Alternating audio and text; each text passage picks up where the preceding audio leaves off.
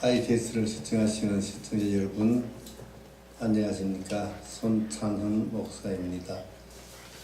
오늘 주날 본문 말씀은 야고보서 2장 26절 말씀입니다. 영혼 없는 몸이 죽은 것 같이 행함이 없는 믿음은 죽은 믿음이니라 하는 말씀입니다. 자, 기도합니다. 하나님 아버지, 부족한 종 이기에서 또 귀하고 참 거룩한 하나님의 말씀을 대언합니다. 성령께서 입술을 온전히 주장하여 주시옵소서. 감사함이 예수님 이름으로 기도합니다. 아멘. 로마서 1장 17절에 보면 복음에는 하나님의 의가 나타나 믿음에서 믿음으로 이르게 하나니 오직 의인은 믿음으로 말미암아 살리라 하는 말씀이 있습니다. 여기 이제 기록되었으되 오직 의인은 믿음으로 말미암아 살리라 이렇게 되어 있어요. 그 기록되어 있다는 말은 하박국 2장 4절의 말씀을 인용한 말씀입니다. 하박국 2장 4절에 가면 또 의인은 믿음으로 살리라 라는 말이 나오죠. 이 말이 어떻게 해서 나오게 되었는가? 그 배경은 이렇습니다. 유대가 망하기 직전에 하박국 선지자가 이제 하나님에게 이렇게 말씀을 드립니다. 하나님, 지금 이 유대 땅에 너무나 강포가 심합니다. 악인은 잘되고 의인들은 핍박받는 이런 세상입니다. 어떻게 이런 것을 두고 그냥 도와넘깁니까? 하고 하나님에게 이제 말씀을 드립니다. 그랬더니 하나님께서 그래, 내가 갈대아 사람, 바벨론이죠. 바벨론 사람들을 불러서 이 유다를 심판하겠다 그래요. 바벨론은 당시에 가장 강국이고 굉장히 강포한 그런 나라입니다. 그랬더니 이제 하박국이 또 그러죠. 하나님, 더 악한데 바벨론 사람들은 여기보다 더 악한 사람인데, 그리고 이 땅에는 아직 의인들이 많이 있지 않습니까? 그들이 이 땅을 침공해서 멸망시킨다면 의인들은 어떡하나요? 그렇게 물었어요. 그랬더니만 하나님께서 의인은 믿음으로 살리라 이런 대답을 해주십니다. 이 말을 종교개혁자 루트가 인용을 하죠. 그런데 루트는 오직 믿음으로 구원을 얻는다라고 말했습니다. 그런데 사실은 성경에는 오직 믿음이라는 말은 없습니다. 그냥 믿음으로 살리라는 말이 있지. 그런데 루트는 오직 믿음으로 해서 더 강하게 믿음을 강조했습니다. 왜 루트가 오직 믿음이라고 강조했을까요? 그것은 그때 이제 교황청과 교황의 타락으로 인해서 종교 개혁을 이제 시도하게 됩니다. 면죄부를 판 그것이 이제 단초가 되어서 종교 개혁을 이제 추진하지요. 루트가 면죄부를 산다고 해서 구원을 얻지는 못한다. 구원이란 오직 믿음으로만 얻는다. 이것을 강조하기 위해서 오직이라는 말을 썼어요. 면죄부란 지금 죄를 사해주는 정수라고 할 수 있죠. 표. 그 돈을 주고 삽니다. 그 산 돈의 동전이 흥금하게 덩그렁 떨어지는 소리와 동시에 여러 개 떨어져 있는 우리의 가족이나 우리의 조상이 즉시로 구원을 받아서 천국 간다는 그런 거죠. 그게 있을 수 없는 이야기인데 교황청은 그것을 팔았고 돈 많은 사람들이 그것을 샀죠. 그래서 루터는 그걸 보고 종교개혁을 이제 단행합니다. 오직 믿음으로. 이것이 이제 칼빈을 통해서 우리 개신교의 하나의 큰 신조가 됐죠. 그래서 오늘날 이제 개혁주의, 보수주의 우리 개신교는 이렇게 이야기합니다. 오직 말씀, 오직 성경이죠. 오직 성경 말씀.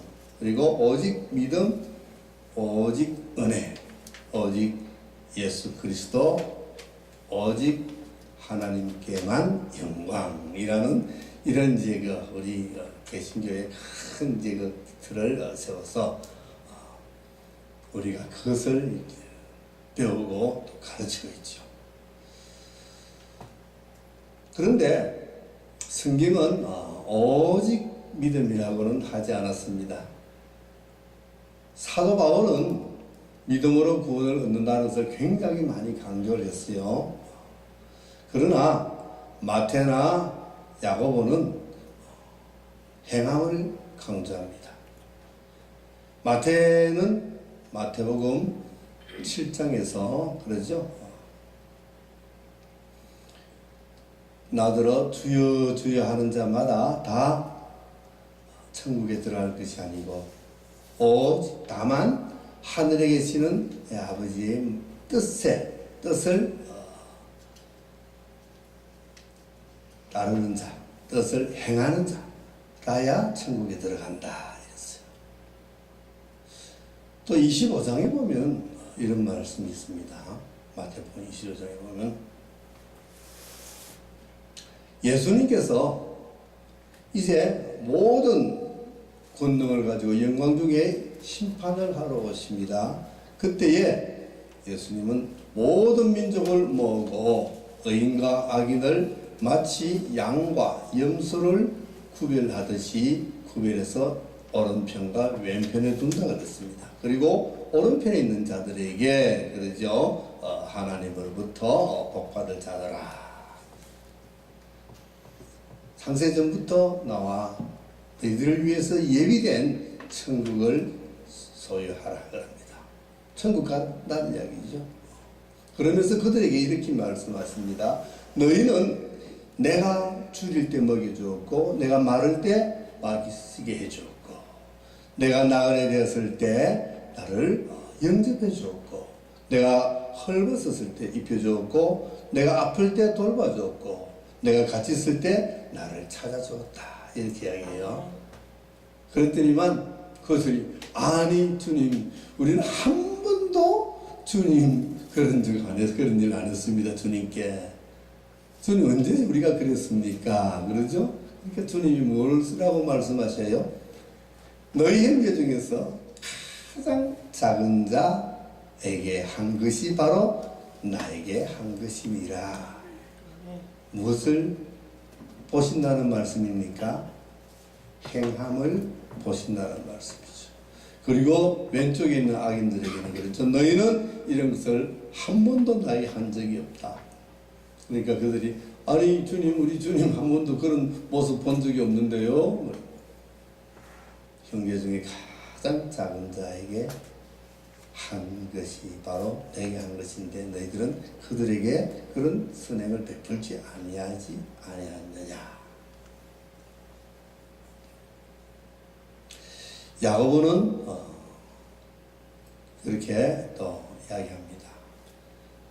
이웃이 헐벗고 굶주리고 있을 때 말로만 믿음 있다고 하면서 말로만 아유 추우니까 따뜻하게 입어야지 배고프니까 먹어야지 말로만 한다는 거예요. 그러면서 뭐라고요? 행함이 없는 믿음은 죽은 믿음이다. 그러니까 행함을 강조합니다. 그러니까 바울은 물론 바울도 행함을 강조하기는 합니다. 그러나 믿음을 많이 강조했고 마태와 야고보는 행함을 많이 강조합니다. 그러나 성경은 이 두 파트를 아주 잘 조화를 하는 거죠. 행함과 믿음은 서로 다른 것이 아니고 하나이다는 거죠. 믿음이 있으면 그 믿음에 합당한 행함을 하게 되어 있는 것이다. 믿음이 있다고 하면서 행하지 않는 것은 믿음이 없는 것 같다는 거죠. 야고보는 이런 말을 합니다. 믿음이 있다고 하는 자들아, 너희들의 그 믿음을 내게 보여보아라. 나는 내 행함으로 내 믿음을 보여줄게. 이렇게 해요. 자, 이래 이제 성경은 그렇게 말씀을 합니다. 행함과 믿음의 조화를 하나님께서는 다 이렇게 바란스를 맞춰놨어요. 너무 믿음만 강조해도 안 되고 너무 행함만 강조해도 안 되는 거예요. 행함이 없는 믿음을 강조해서도 안 되고 믿음 없는 행함을 강조해서도 안 된다는 것이죠. 믿음과 행함은 같이 가야 된다. 그런데 이제 루트는 종교 개혁을 성공합니다. 그죠? 성공했어요. 그런데 성공했는데 자기는 오직 믿음으로 구원을 얻는다 그랬는데 야고보서 보니까 행함이 없는 믿음은 죽은 믿음이라 그러고 자꾸 행함을 강조하니까 이게 자기 주장과 상반되잖아요. 걸리잖아요. 그래서 루트는 야고보서를 지푸라기 복음이라 그러고 이 야고보서를 정경 66권에서 빼버리려고 무척이나 애를 썼어요. 왜? 자기 주장과 자기 주장에 방해가 되니까. 성경은 하나님의 말씀인데 한 사람의 생각이 틀리고 그 사람의 주장에 방해가 된다고 과연 이 성경이 정경에서 빠질 수 있겠습니까? 절대 그럴 수 없죠. 하나님은 절대 그렇지 않습니다. 끝까지 이 야고보서를 정경 66권에 넣어놓고 계십니다. 왜요? 그 야고보서의 그 말씀이 바로 하나님의 말씀이기 때문에. 믿음은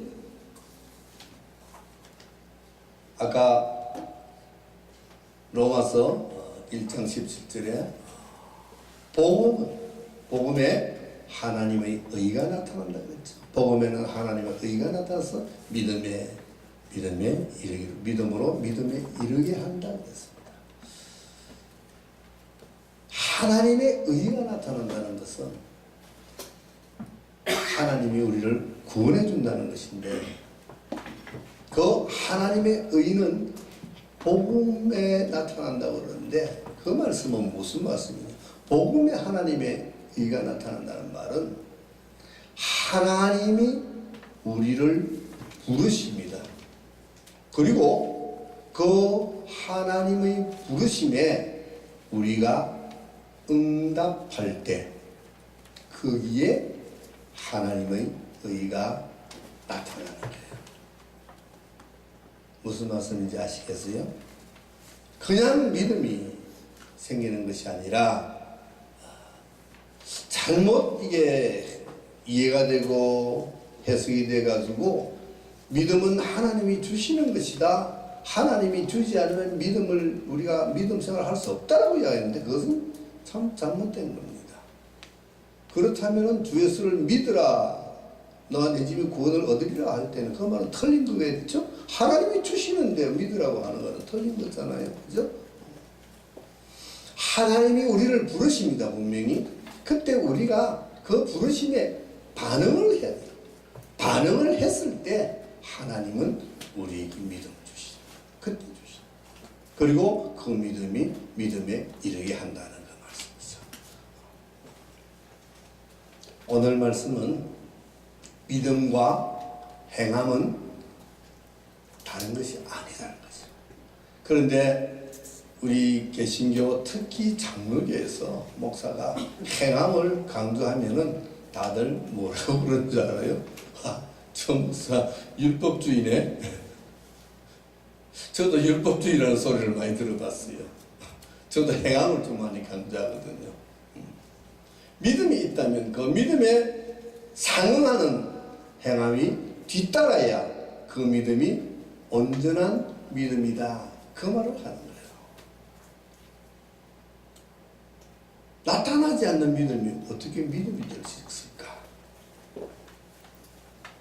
오늘 말씀, 영혼 없는 몸이 죽은 것 같이 행함이 없는 믿음은 죽은 것이라는 이 말씀, 우리가 정말 깊이 새겨야 할 말씀인 줄 믿습니다. 기도합니다. 하나님 아버지, 오늘의 이 말씀이 정말 나 자신을 돌아보는 말씀이 되게 하옵소서. 정말 나는 입으로만 믿음을 말하며 정말 내가 살아오면서 말씀대로 행하며 살아왔는지 돌아보는 그런 시간 되게 하옵소서. 아멘. 예수님 이름으로 기도합니다. 아멘.